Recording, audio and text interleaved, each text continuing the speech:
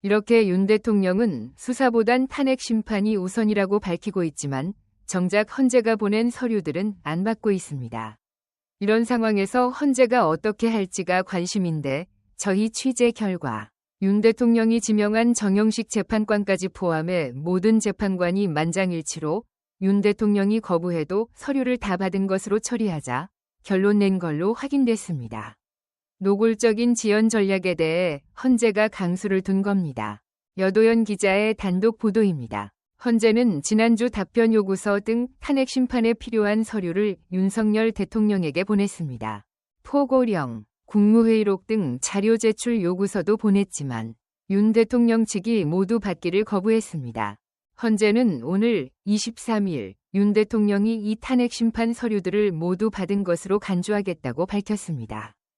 천재현 헌법재판소 부공보관 2024년 12월 19일 발송 송달을 하였습니다.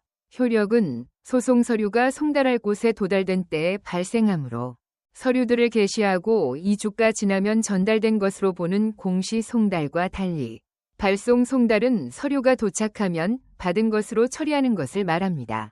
헌재는 지난 20일에 전달이 마무리된 것으로 판단했습니다. JTBC 취재 결과 헌법재판관들이 지난 19일 평의에서 만장일치로 이러한 방식을 선택한 것으로 확인됐습니다. 재판관 6명 모두가 2주가 걸리는 공시 송달이 아닌 즉시 효력 발생하는 발송 송달로 해야 한다. 고 일치된 의견을 낸 겁니다.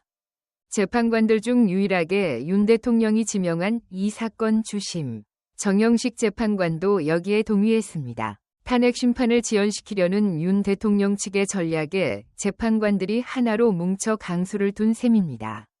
이에 따라 앞으로 탄핵 심판에도 속도가 붙을 것으로 보입니다.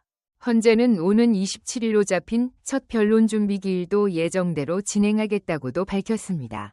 다만 윤 대통령 측이 출석하지 않으면 다시 변론 준비 기일을 열어야 할 수도 있습니다. 영상 편집 김지훈, 영상 디자인 유정배.